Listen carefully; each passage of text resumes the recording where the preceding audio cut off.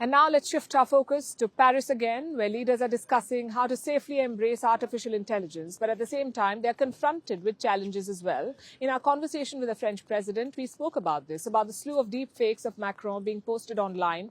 But he's hardly the only leader in this club. Now there are AI deepfakes of the Italian defense minister. They are impersonating his voice and scamming the nation's biggest tycoons. So AI deepfakes are a very real problem. Why are they everywhere?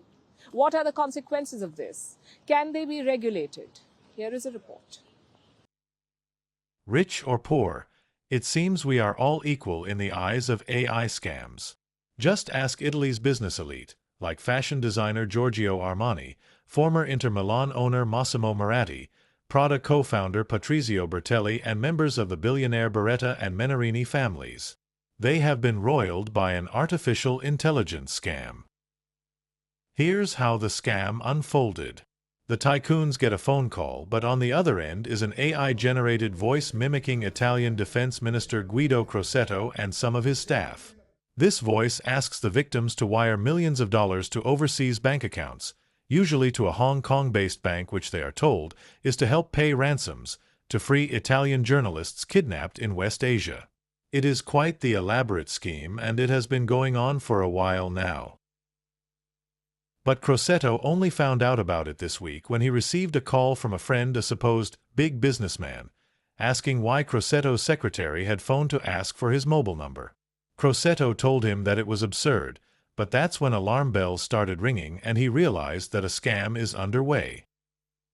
Now, it is unclear whether the minister's voice was altered from a pre-recorded message or whether a filter was created with AI that can allow scammers to modify the minister's voice in real time. So there are a lot of questions, and an investigation is underway. But one thing is clear, Crosetto is hardly political leader bearing the brunt of AI risks. Recently, Thailand's Prime Minister Paetongtarn Shinawatra was targeted by an AI phone scam. She got a voice message. On the other end was the voice of a famous world leader. Soon after, she got a call from the same number and another voice message. It was the same world's leader's voice, asking her for a donation.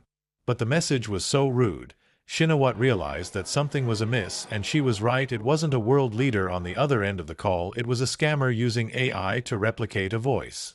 While such AI scams are a major security risk, this is not the only way the technology can hurt political leaders.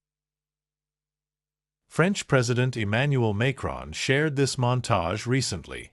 It showcases a series of AI deepfakes of the leader.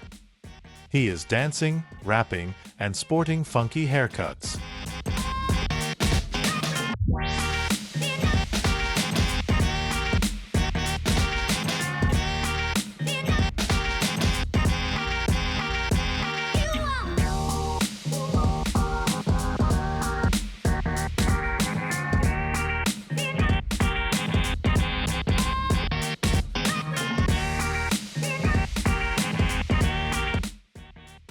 This may seem like fun and games, but it is serious business.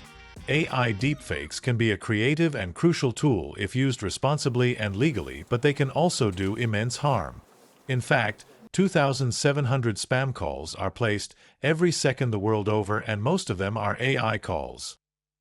Plus, there are threats of being hacked and surveilled with AI deepfakes because without regulation, both globally and locally, mimicking a country's defense minister's voice is just tip of the AI harm iceberg. We're calling the show Vantage. We hope you like what we put together for you. Touted as the minimum defense from that video. India's neighbors were the first to send the special edition of Vantage live from the White House throughout this week. Yes, Hindu Mandir in we're on our way to Tel Aviv. Pretty measure, but it's also the perfect way to drive. I don't think that Prime Minister of Bhutan, Sherin Tagwe. Welcome to 60% of the world's office. Prime Minister Modi did the iron. We were actually How are you doing? How do you like? It's been 1 year since that meeting. Iron bars separate you from the outside. Out the vote effort. Trump had, it says, and at $4.3 trillion. 300 billion by 2030. That's what we need to tackle climate change.